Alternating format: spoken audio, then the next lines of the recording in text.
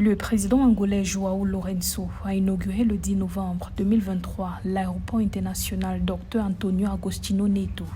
La nouvelle infrastructure, située dans la municipalité d'Ikolo Ibengo, au sud-est de la province de Luanda, s'étend sur une superficie de 75 km² pour un coût estimé à plus de 2 milliards de dollars. Elle a une capacité prévue de 15 millions de passagers par an et une capacité annuelle de fret de 130 000 tonnes. C'est un grand gain pour le secteur des transports. Cette infrastructure importante servira non seulement l'Angola, mais servira en tant que hub de transport aéroportuaire pour l'Afrique et pour le monde.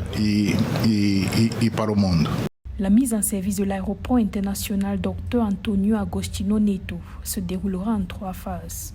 La première phase est consacrée au service de fret jusqu'en février 2024. La deuxième phase, qui débutera en février 2024, comprendra les services domestiques et les services internationaux sont prévus en juin 2024. Le nouvel aéroport va stimuler le commerce, l'industrie du transport et touristique de l'Angola et devrait contribuer à la diversification de son économie qui repose à plus de 90% sur le pétrole.